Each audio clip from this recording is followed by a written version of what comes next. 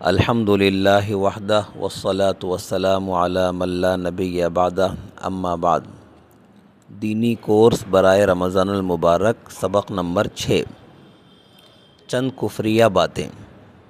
ایمان اس وقت تک محفوظ رہتا ہے، درست رہتا ہے، جب تک اللہ اور اس کے رسول کی تمام باتوں کو بندہ سچا سمجھے اور ان سب کو مان لے۔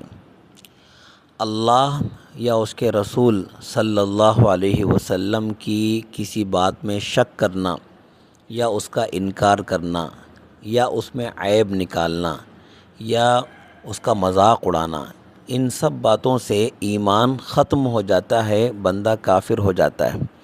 اس لیے اس کا خاص خیال رکھنا چاہیے کہ ہم کبھی کسی دینی چیز کا مذاق اڑانے والے نہ بنیں، شک کرنے والے نہ بنیں۔ نمبر 2، گناہ کو حلال سمجھنے سے ایمان ختم ہو جاتا ہے، اس لیے اول تو گناہوں کے قریب بھی نہ جانا چاہیے، اور اگر بدقسمتی سے کسی گناہ میں مبتلا ہو جائیں تو کم سے کم گناہ کو گناہ ضرور سمجھنا چاہیے، تو اس سے بندے کا ایمان بھی محفوظ رہتا ہے اور پھر آج نہیں تو کل توبہ کی توفیق بھی حاصل ہوگی۔ اس کا خیال فرمائیں۔ نماز سے متعلق نمازوں کے مستحب اوقات۔ فجر کا مستحب وقت حضرت رافع بن خدیج رضی اللہ عنہ سے روایت ہے، فرماتے ہیں میں نے نبی پاک صلی اللہ علیہ وسلم کو فرماتے ہوئے سنا، فجر کو خوب اجالا کر کے پڑھا کرو کیونکہ اس کا اجر بہت زیادہ ہے۔ جامع الترمذی میں یہ روایت موجود ہے۔ ظہر کا مستحب وقت۔ بخاری شریف میں روایت ہے، حضرت ابو سعید خدری رضی اللہ عنہ سے روایت ہے، رسول اللہ صلی اللہ علیہ وسلم نے فرمایا، نماز ظہر کو ٹھنڈا کر کے پڑھو کیونکہ گرمی کی شدت جہنم کے سانس لینے کی وجہ سے ہے۔ عصر کا مستحب وقت۔ سنن ابو داود میں روایت موجود ہے، حضرت علی بن شیبان رضی اللہ عنہ فرماتے ہیں، ہم حضور پاک صلی اللہ علیہ وسلم کے پاس مدینہ منورہ میں آئے تو آپ علیہ السلام عصر کی نماز کو مؤخر یعنی دیر کر کے پڑھتے تھے جب تک سورج سفید اور صاف رہتا، تو عصر کی نماز کو تھوڑا سا تاخیر کر کے پڑھنا یہ مستحب ہے۔ مغرب کا مستحب وقت غروب آفتاب ہے اور عشاء کی نماز میں تاخیر افضل ہے۔ زکوٰۃ سے متعلق زکوٰۃ کے شرائط۔ وہ شرطیں جن کا تعلق مال کے ساتھ ہے، وہ شرطیں جن کا تعلق مال کے ساتھ ہے۔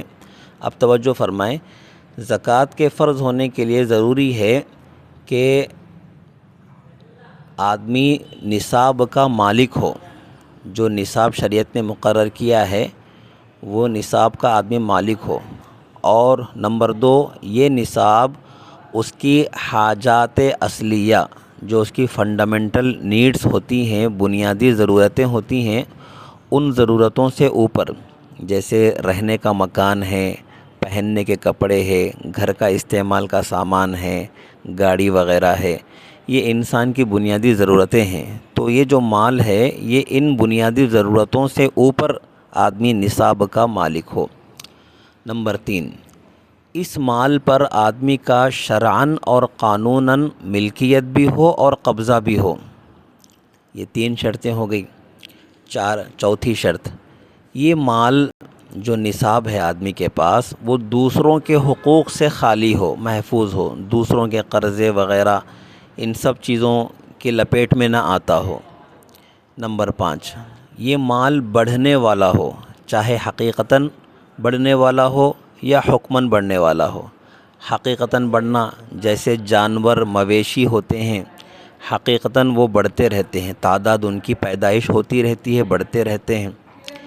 حکماً بڑھنا جیسے سونا، چاندی، روپیے، پیسے، حقیقتاً تو نہیں بڑھتے، حکماً بڑھتے ہیں کہ آج ان کی قیمت اور ہوگی اور کچھ وقت کے بعد ان کی قیمت میں اور اضافہ ہو جائے گا۔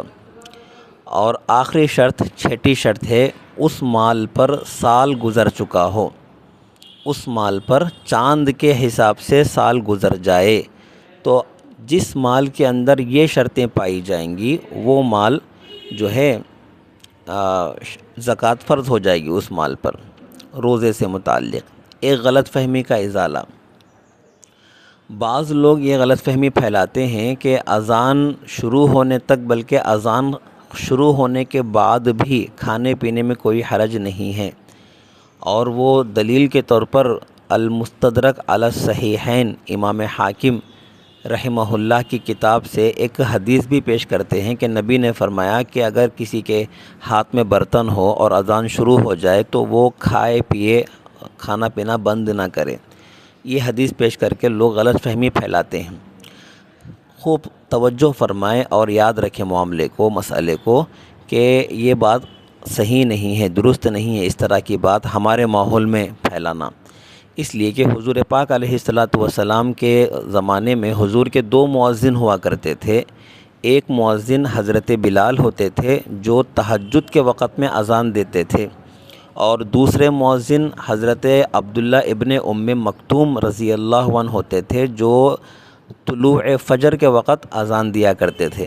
نبی نے فرمایا کہ جب تہجد کی اذان مؤذن دینے لگے تو اس وقت تم کھاؤ پیو، اور جب طلوع فجر کی اذان ہونے لگے تو تمہارا کھانا پینا رک جانا چاہیے، بند کر دینا چاہیے۔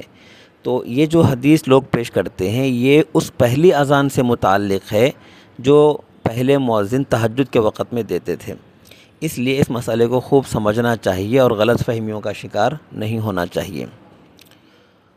مسنون معاشرت، مردوں کے لیے داڑھی رکھنا واجب ہے، مردوں کے لیے داڑھی رکھنا واجب ہے۔ یہ تمام انبیاء علیہم السلام کی ہمیشہ کی عادت رہی ہے، اسلامی شعار ہے، اسی سے مردانہ شکل و صورت میں نورانیت پیدا ہوتی ہے۔ نبی پاک علیہ الصلاۃ والسلام نے امت کو اس کا تاکیدی حکم فرمایا ہے، اور اس پر امت کا اجماع بھی ہے، اور داڑھی منڈانا گناہ کبیرہ ہے، اس لیے اس سے بچنا چاہیے۔ اللہ پاک عمل کی توفیق نصیب فرمائے۔ وما توفیق الا باللہ۔